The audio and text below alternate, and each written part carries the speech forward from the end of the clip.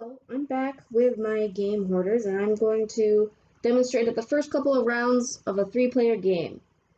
So I'll begin with drawing personality tasks. I am alone, so I'll be playing all three people. This is not a strategy version of this game, as I would be playing against myself, and that would be silly.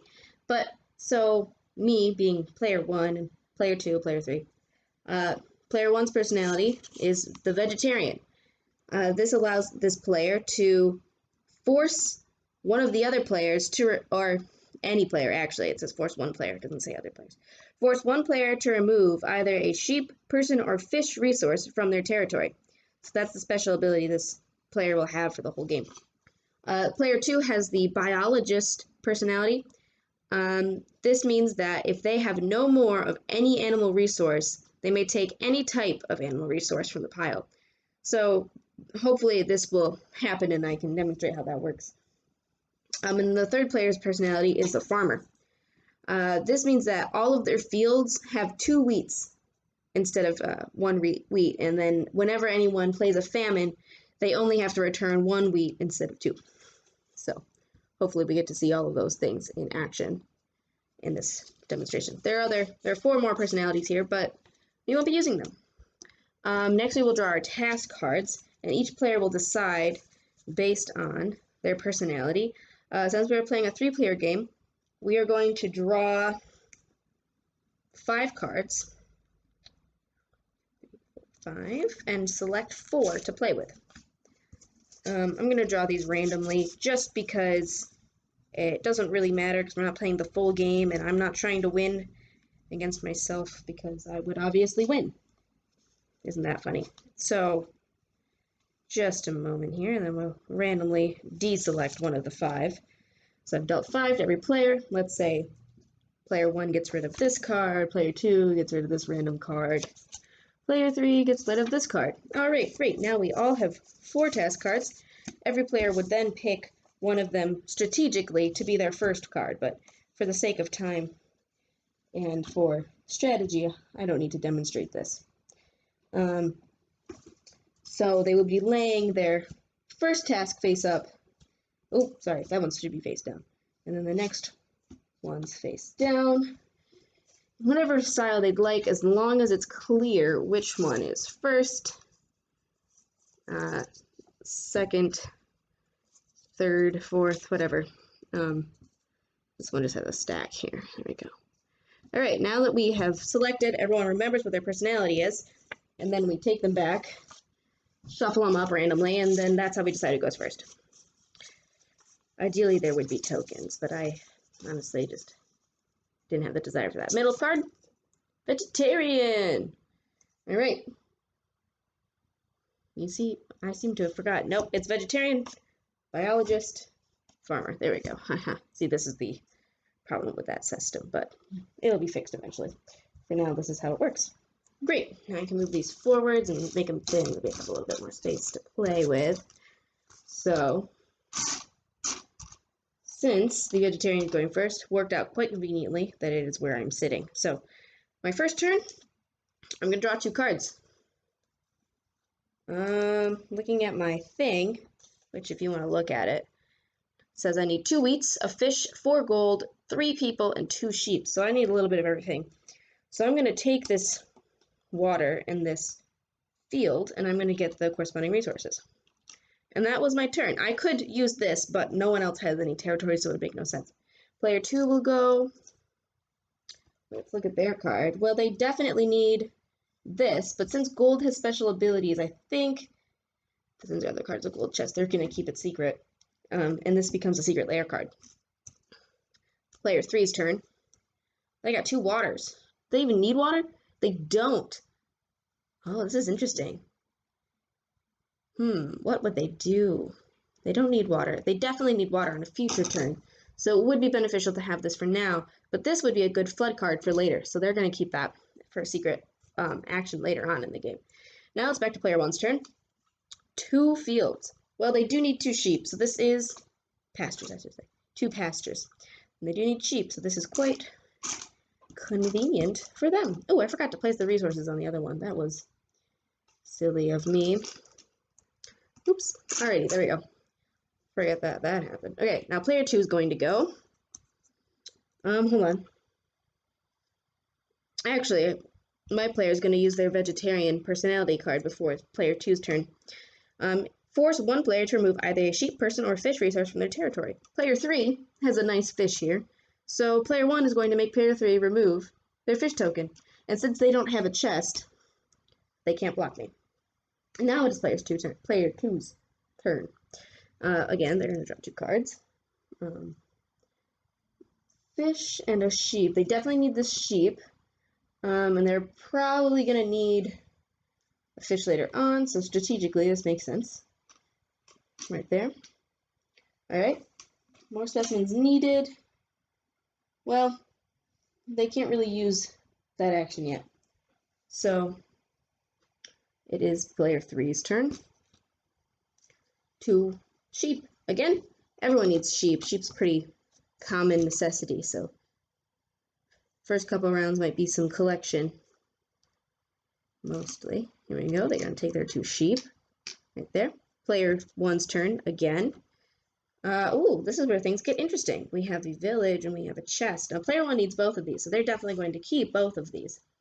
I'm running out of space here because I have all these tiles. Let me just stack them up. Boop. Right over there, out of the way. Normally, we'd be playing on a bit of a bigger table, but it's not as big of a deal when I'm just playing by myself. Here we go. Person and a gold. This is quite nice. Huh. Resources are stacking up nicely. Lovely. Vegetarian. I could make them remove. This person needs a lot of sheep. I don't know if you want to see their card. They need tons of sheep and a couple of wheat. So player 1, using their vegetarian card, is going to force this player to remove a sheep. Now it moves on to player 2's turn. Player 2 is checking their card. They have a gold card. Their clarification here, they have a gold card. So they can block people from stealing, but since I wasn't stealing, I was forcing them to discard. They can't use this. They're going to draw. Oop, I drew 3 on accident. There we go. 2. Perfect. That's exactly what they need. They need wheat and they need sheep. So they're actually on a good track here, except for the fact that they just had to discard something. And this player is actually going to use their ability, Biologist. Since they don't have any more of a... Oh, actually, they drew a sheep. Never mind. That's quite inconvenient for them. They were going to use it, and now they can't. Too bad. All right, player 3 is going to go now. Village and sheep. Well, they need a bunch of resources, so it's beneficial for them to use both of these. Village right here, and a sheep right here. There we go. And I think this player is going to decide to flood. So they're going to play this flood card on player 1. And so this means that player 1 has to discard this. Oh, I put the wrong color there. I'm sorry. Pretend that didn't happen. So this is supposed to be green. Anyway, so player 1 had to discard their wheat because everything next to this water card gets flooded because player 3 played a flood. That's the end of player 3's turn. Let's put that water down here because I know where it is. That would be cheating. Here we go. Draw 2 cards. Well, I got another person, which is great. And I got a water, but I don't need this water because I already have one. So I'm going to just keep that here and take this 1 resource. I could play this now if I wanted, and I could get player 3 back, or I could wait and see how it goes. And I think I'll keep it to see what ends up happening. But I am going to use my vegetarian ability. And I'm going to make this player discard a sheep again, because they need a lot of sheep, and I'm trying to be mean. All right, player 2's turn again. They drew village and gold. They definitely need these later on, and the gold is always useful, especially when it comes to hoarding. So they're definitely going to keep that gold in that village. Even though they might not need them now, they'll be useful in the long run. And you really want to plan ahead. Or, I guess it depends on your strategy.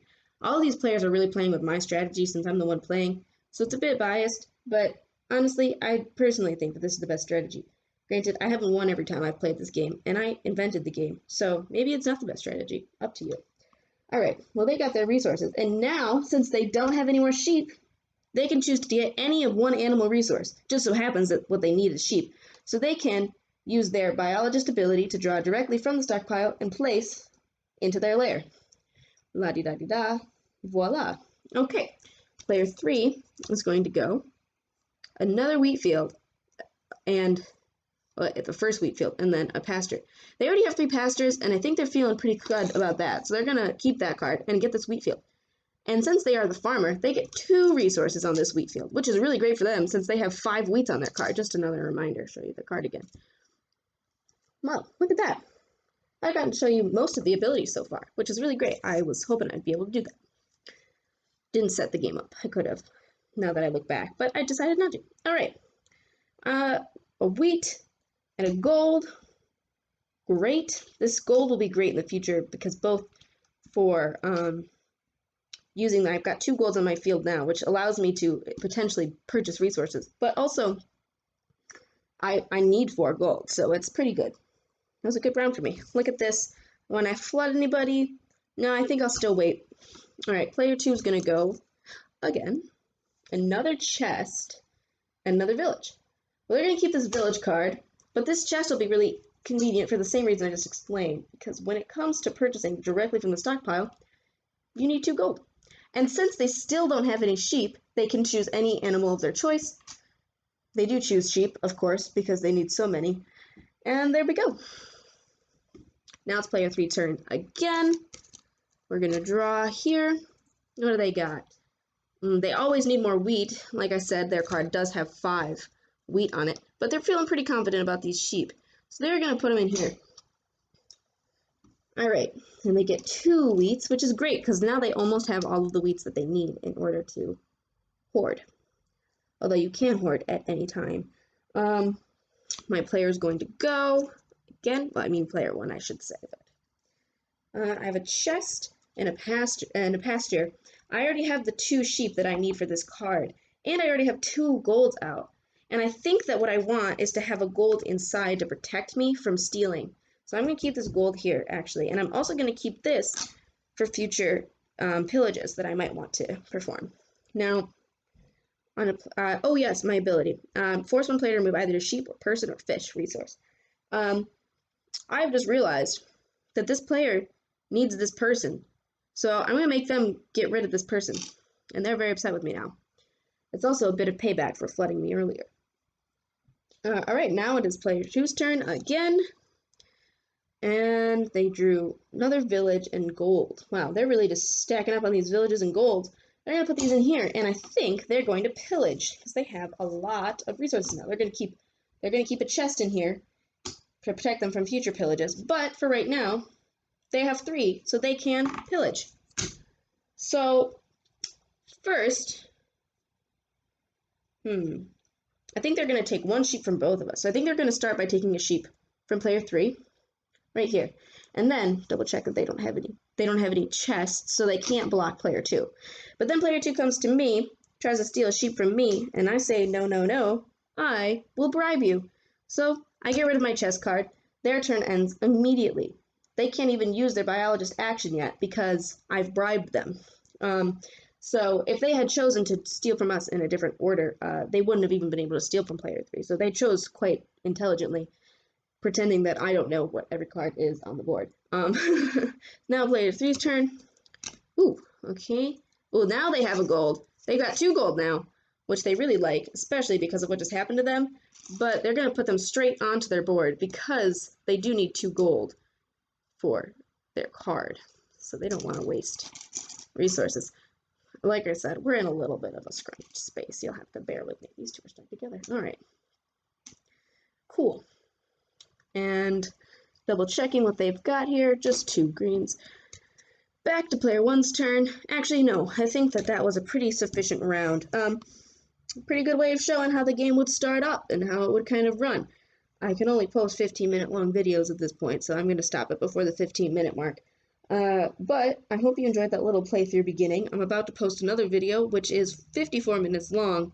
Hopefully I can get that to upload. And that's an entire playthrough of the game with my family, and hopefully you enjoy that. But thank you for watching. I hope that it was educational.